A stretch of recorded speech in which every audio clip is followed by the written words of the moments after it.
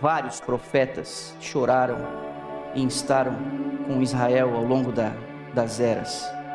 O profeta Jeremias, em algum momento, chega a dizer, lá no capítulo 21, eu vou guerrear contra vocês, Deus fala através dele, eu vou pelejar, eu vou castigar vocês, segundo o fruto das vossas ações. E Deus está falando para a igreja remanescente da época, ele não estava falando para as nações pagãs. No livro de Malaquias, os falsos sacerdotes, aqueles que conduziam espiritualmente a nação, foram repreendidos pelo profeta, que os lábios do sacerdote deveriam guardar o conhecimento, mas o profeta diz que por causa da instrução de covardes sacerdotes, eles faziam tropeçar o povo. Essas não foram advertências dirigidas aos pagãos. Deus não disse algumas dessas coisas que aqui eu citei aos amonitas, aos hititas, aos filisteus ou aos babilônicos. Deus disse isso à sua igreja remanescente.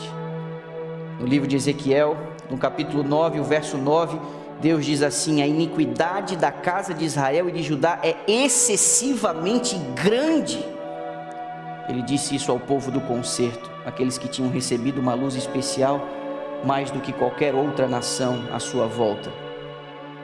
Agora, quando eu e você seguimos as pistas do remanescente, nós não temos como não perceber que o padrão de comportamento do remanescente não tem se alterado e as insistentes advertências de Deus, elas continuam as mesmas. E isso a gente pode ver, essa grave advertência feita à igreja de Laodiceia. Observe que a serva do Senhor, como ela reproduz alguns dessas advertências antigas.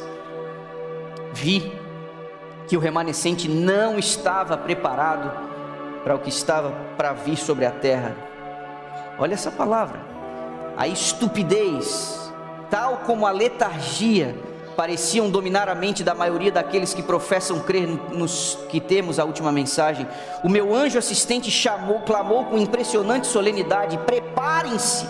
3 vezes ele diz: preparem-se, preparem-se, porque a terrível ira do Senhor está prestes a chegar.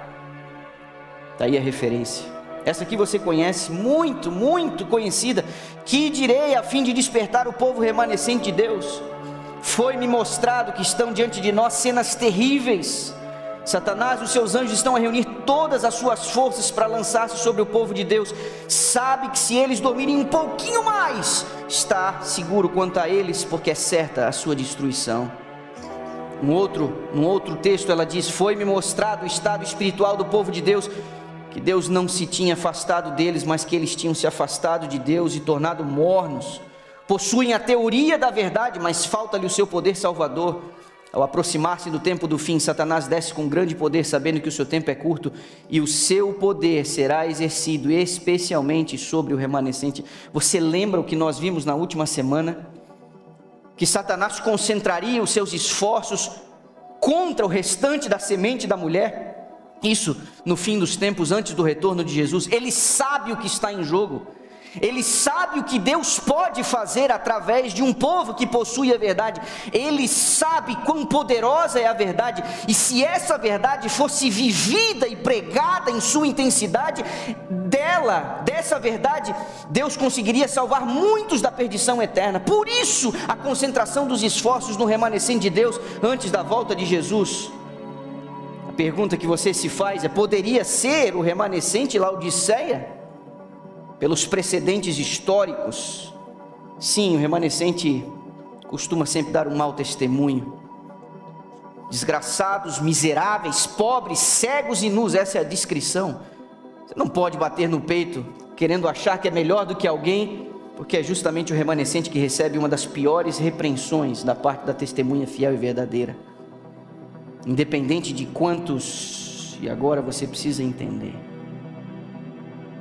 por mais miseráveis, pobres e desgraçados que sejamos corporativamente, essa ainda é a igreja remanescente. Independente de quantos libertinos, hipócritas, fanáticos, pedófilos, mentirosos, desonestos ou outros tantos degenerados, não convertidos, que tiram o poder do Espírito, que vão drenando o poder da igreja, ainda nós somos, como comunidade, o remanescente da profecia. Repito, a verdade, não a santidade, é que vem distinguindo o povo remanescente de Deus, tal como acontecia nos tempos de Israel. séculos de apostasia, não tirou deles a condição de remanescente. Mesmo eles tendo matado Jesus, 3 anos e meio ainda lhes foi dado adicionais na aliança com o Senhor. Mas Jesus, em algum momento, ele precisou falar num tom um pouco mais elevado. Seus últimos instantes antes de sua morte, ele disse: eis que a vossa casa vos ficará deserta. Ele também disse: o reino de Deus será tirado das mãos de vocês e entregue a um povo que lhe produz os respectivos frutos. Isso está em Mateus capítulo 21. O Senhor precisou contar com um grupo, formou um movimento para viabilizar o seu projeto. E essa igreja formada a partir de Jesus, esse núcleo apostólico, proclamou a maior de todas as promessas concretizadas: o Messias viera, mas ele fora morto e ressuscitara. Pergunta que eu faço para você nessa manhã, no encerramento desta série: poderia acontecer a mesma coisa com o remanescente escatológico? Deus teria que fazer um novo chamado para um novo povo, para um novo grupo, por causa do comportamento dos adventistas? Precisaria haver um novo remanescente? A gente não deveria estranhar qualquer pessoa do nosso meio, tendo convivido um pouquinho de tempo com o adventismo, que alguns já não tenham questionado o papel profético da igreja. Especialmente aqueles que cresceram dentro do sistema, que trabalharam na obra, ou que trabalham na obra, têm presenciado grosseiras hipocrisias de alguns que mantêm a forma de piedade, mas têm negado o seu poder. E a gente também tem presenciado quantas pessoas se afastam magoadas pela severidade, pela injustiça, pela falta de amor. Outros preocupados com o rebaixamento dos padrões, pelo liberalismo que tem ganhado cada vez mais espaço, com um púlpito diluído, com um evangelho diluído, com a influência de questões políticas e filosóficas ocupando os corredores da igreja, acham que a igreja adventista do sétimo dia se tornou uma Babilônia. Isso não é de hoje. Acabam saindo, unindo-se a movimentos dissidentes, de críticos, de opositores. Outros que não saem permanecem azedos, flutuam na periferia da igreja, criticando a liderança constituída, desviando seus dízimos, questionando a denominação. Poderia a igreja adventista do sétimo dia perder a sua posição de remanescente, tal como aconteceu com Israel no passado, e em seu meio Deus formar uma nova igreja? Seria um raciocínio lógico, certo? E apesar de eu concordar com essa lógica, isso seria possível se Laodiceia não fosse a última igreja. Se a serva do Senhor não tivesse nos dito que de fato as mensagens à igreja de Laodiceia tinham como destino a igreja remanescente. Cegos, miseráveis, desgraçados como nós podemos ser, a gente é o último grupo da profecia. A verdade, repito, não a santidade, é que tem distinguido o remanescente ao longo dos séculos. Fraco e deficiente como está, o adventismo ainda tem a mensagem presente para o tempo do fim. O chamado de Deus a homens e mulheres para se prepararem para a volta de Jesus. Isso não deveria servir de consolo para mim e para você. Isso deveria nos colocar de joelhos, clamando pela misericórdia do Senhor.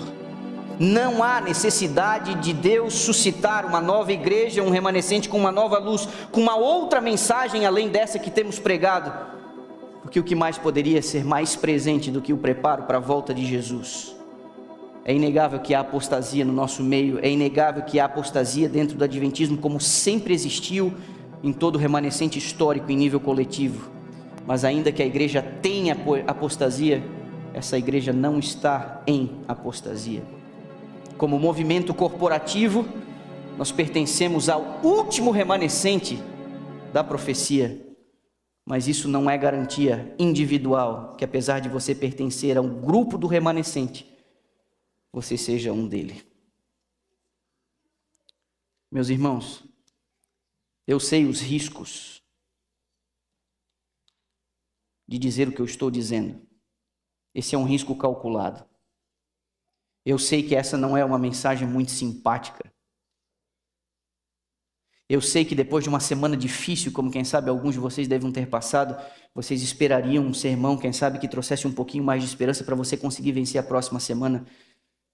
Mas sinceramente, que esperança como pregador eu posso dar a você, se alguns de nós estamos no caminho da impiedade, rumando para a destruição?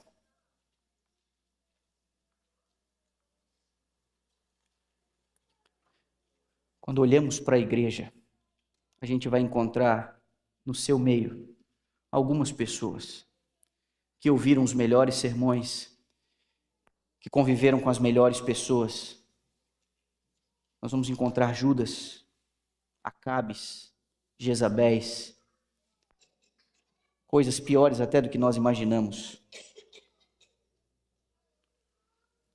E quando a gente olha para esses indivíduos, a gente pode pensar que a gente não é tão ruim assim. Quando a gente ouve um sermão, a gente pode ceder à tentação de imaginar, pena que o fulano não está aqui hoje para ouvir. Mas no fundo, você não precisa ir longe para você encontrar ecos de apostasia nos bancos à sua volta, basta a gente olhar para dentro de si. Esse sempre foi o problema de Laodiceia, e por isso que Laodiceia não gosta de ouvir sermões como esse, porque Laodiceia não gosta de ser repreendida. Laodiceia acha que está tudo bem com ela. Rico sou e de nada tenho falta. É por isso que Laodiceia se ressente. É por isso que a serva do Senhor diz que uma das causas da sacudidura é Laodiceia não dar atenção à mensagem do anjo e a mensagem que foi dirigida a ela, a sétima igreja. Meus queridos irmãos, a serva do Senhor diz no livro Testemunhos para Ministros, página 49, embora existam males na igreja e tenham de existir até o fim do mundo, a igreja destes últimos dias há de ser a luz do mundo poluído e desmoralizado pelo pecado. A igreja débil e defeituosa, precisando de ser repreendida, advertida e aconselhada, é o único objeto na terra ao qual Cristo confere a sua suprema consideração. Não haverá um outro remanescente.